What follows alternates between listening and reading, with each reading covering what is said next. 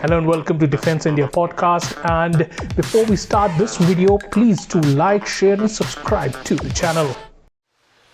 Hello and welcome to another episode of Defense India podcast, the podcast where we discuss matters related to India's internal security. And joining me on the podcast is, as always, Vicky Nanjapa. Vicky, welcome to the podcast once again. Thanks, Akash. Thank you so much. So, Vicky, on the podcast today, of course, we are talking about one of the favorite topics that we have discussed in lengths on the podcast, is that the Khalistani element. And of course, when we talk about the Khalistani element, the recent activities, the diplomatic ties between India and Canada, have been affected severely after, Canada said that the Indian High Commissioner and few of the diplomats who are working over there were persons of interest in the murder case, in the so-called murder case, which of Nijjar. And after that, a huge row between the two countries. The High Commissioner to India from Canada was also summoned, and then after the discussion with MEA, India expelled 6 of their diplomats. So now the situation becomes more interesting because I think yesterday Gurpatwant Singh Pannu in an interview to a Canadian channel said this thing that Sikh for Justice organization has been sharing intel about Indian spies to the Canadian government. Now that is absolutely interesting. How does a so-called terror outfit or a separatist outfit is intervening with the working of a government that is chosen by the people of Canada? That is a very interesting thing. I just want to know your insight about this thing. Yeah, I mean, while you call that interesting, I call that hilarious when he makes a statement like this. See, Akash, the thing is, I've been following this group for quite some time. Yeah. Okay. The thing is, yes, I mean, definitely it's a very dangerous organization. They are able to, churn out emotions and, maybe as we've said many times in the past that, they may not have got the desired traction within India, but they continue to be a big irritant. That is one thing. Right. And see, the thing is, now on one hand, Trudeau says that he does not have intelligence. On the other side, Pannu says he has intelligence. So, it's kind of a trap which he's setting for the Canadian government. Right. So that they sit up and take notice and then, say that there is intelligence, it has been provided to us and all that. Okay, one. And how the Sikhs for Justice is gathering intelligence, I mean, that is quite interesting, unless the Canadian government has, given them access to, a lot of information. That is one part of it.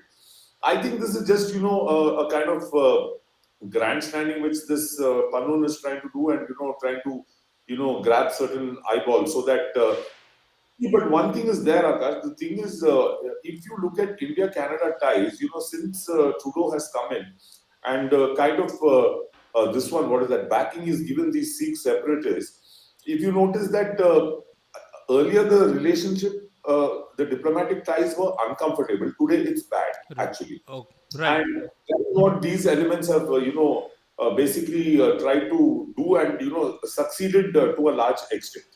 Okay, and now some are, talking in terms of sanctions against India, their own lawmakers. That's what, they've been discussing. But the thing is, they may or may not sanction, but if something like that happens, then, it's going to hit rock bottom. And US is also, sitting on the fence where this issue is concerned, because they are also investigating something similar about, one of the diplomats trying to, I mean, in the murder of that Nijjar case and all that, they've also got into that. Right. So I would say, Pannu is just, he's doing more propaganda out there so that, he keeps the issue on the boil. And he knows that Trudeau will keep reacting to all this. And India will also, counter it.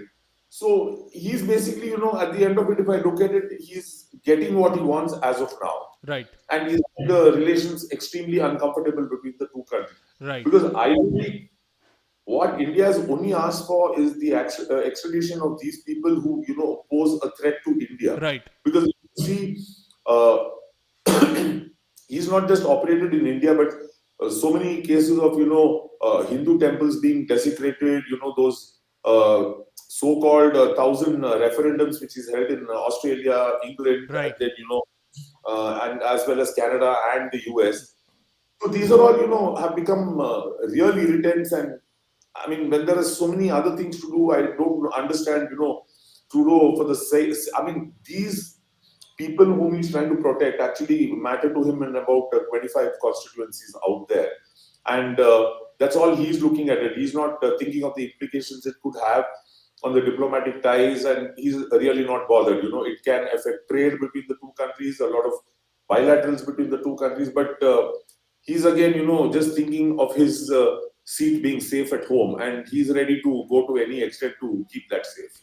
Right, Vicky. But also on the other hand, I think a few days ago there was this press conference by Jagmeet Singh, also, who is one of those important leaders that he's trying to please, and he said that there should be sanctions on India and there should be sanctions on RSS, and that kind of a statement, basically cracked up a lot of reporters who were present at that press meet, and that video went absolutely viral. So. Definitely on the ground, even the people over there in Canada are not at all happy with the kind of policies that Justin Trudeau is taking up, the kind of stance that he has taken up. And to be very honest, I saw a lot of videos being posted on Twitter where I'm not so sure if they're journalists, if they're common citizens, but they're absolutely fed up with Justin Trudeau, the kind of relations that he has with India, and because of that, he has been harboring these anti-India elements over their soil, and the kind of activities they are allowed to do. And then when India retaliates, then Canada says that, oh, you can't do that and this and that. And people understand this thing that if any country is harboring anti-social elements, and they are connected to some other country in some way or another, that country will definitely react to it or will take some action against it, and people totally understand that. But why don't Justin Trudeau, just to get re-elected, and of course he has now admitted to this fact that okay, he only has intel, he doesn't have any hard proof to prove this thing that India was somehow involved in the killing of Nijjar. So has he realized this thing, or is it just another jugular that he's running in terms of, okay, I just want to please a part of people in my country, that okay, I apologize for what I have said. But doesn't it show him as a weak leader on a world stage, that come out, you wake up one day, you say something, the next day you wake up and then you say something else? Very true. Actually, more than weak, Akash, if you see his, graph in the past couple of years, I mean, if you, take, tweets and memes on the social media, they are trying to project him as a clown at the end of it. That is one thing, because he does not understand one thing, that he is playing with fire. And these pro-Khalistani elements, they are extremely dangerous. And we've known of the kind of attacks they have. They have been involved in the assassination of a prime minister, Right. a former army top man, and then the Kanishka bombings, and these kind of things. They are very capable, and they can run amok. And we've also seen how the militancy in Punjab unfolded when it was at its peak. That was one thing. Correct. And all these elements who are sitting, talking about this one, are all this one. What do you say? They are followers of Jarnail Singh Bhindranwale at the end of it. Right. So they have a history of being extremely violent, very, very violent. And now Trudeau has, kind of stepped into really troubled waters now, because this same gang can go extremely violent in Canada itself. And the people of Canada do realize that this is a fringe element which can create a lot of problems. And plus, there's a huge Indian diaspora out there, which is ideally not pro Khalistan or anything of that sort. I mean, there are people who just gone there, to either seek a livelihood or seek education out there. So it starts becoming a problem because these guys, they start targeting these people, and then there's violence, bloodshed on the streets. Right. Then it's a problem for the people. Like if you see, you take the case of Pakistan also, the number of terrorists they have harbored and harbored and harbored, and then completely living in denial, and those kind of things. And these have become Frankenstein monsters at the end of the day. They've gone beyond the control. Right. And here there's another problem. These guys are there out on the streets. There's one guy who's always on video, and that when I say video, I mean Pannu, one thing, Correct. the video terrorist. So he's one character there. Now there are people inside the government also there. So it's a pretty deadly cocktail which is there playing out in Canada. And it's not good news at all. At the end of it, it hardly makes much of a difference to us at the end of it. Because our biggest criteria is that we need to ensure that this problem does not return in Punjab. And so far, I think our security agencies have done a wonderful job about it. And also hats off to the people of Punjab who have not allowed this movement to gain any sort of traction out there. We should hand it out to the people also there. But once the political class starts, backing such elements and things like that, then you're fishing in troubled waters. And mark my words, Akash, the day is not too far.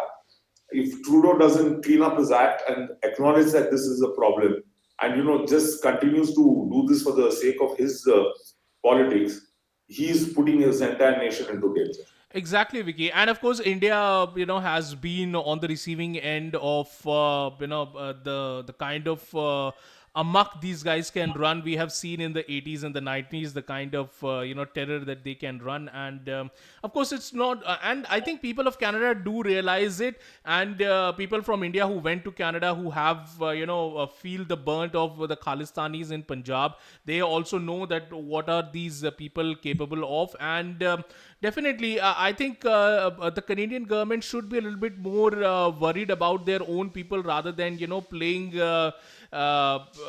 in the hands of these organizations. But of course, then the question arises that the kind of statements that Justin Trudeau has been giving in the past few years, then then the question arises, who is actually running the government? Okay, because definitely it's not Justin Trudeau who's running the governments. Either it's the CIA or it is the Khalistani elements that are running the government there in Canada. So in the long run, how do you feel that India and Canada's diplomatic relationships will take place? How will this structure in the future? Because there are possibilities that there are also rumors that Justin Trudeau might just dissolve the government and go for an early elections in a bid to get re-elected. So what do you think that what's going to happen next, first in Canada, and then what is going to happen with India and Canada's diplomatic ties? I mean, as of now, since he's talking about an early election now, he's trying to, secure this one, what is that, another term out there for himself. Right. And that is why he's going overboard. If you notice, earlier he had started and then he had kept quiet, and then now it's gone on to another decibel altogether. So in those terms, if you look at it, I don't see this issue dying down, at least till the elections are over there. Right. But then that again depends on, if at all there's another term for Trudeau, it will also depend on how many of these radical elements are back into his government again. Okay. And if it is in a good number and they are able to, call the shots, I don't see the problem getting solved at all. That is one thing is there.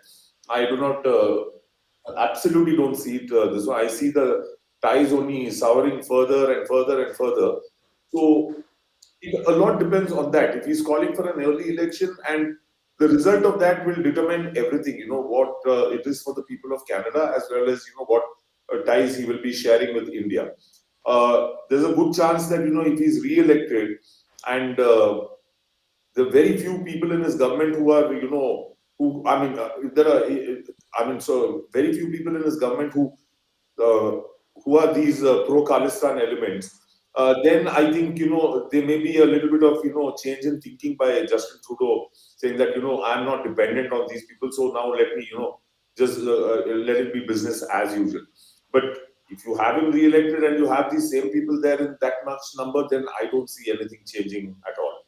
Right. So, totally depends on the Canadian people who are they going to, go inside with. Because, to be very honest, the kind of policies that Justin Trudeau has, taken up, like interfering into India's internal matters, like in the farmers' protest and all those kind of things, he has definitely made his clear stance clear. That is, meddling. I think he still believes that the West has a lot to stay in India's internal affairs, which I think has the dynamics have totally changed, especially after 2014. Not too much of say by the Western countries as far as interfering into India's internal matters. But that's all the time we today have on Defense India podcast. Thank you very much for joining me, Vicky. Thank you so much, Akash. Thank you.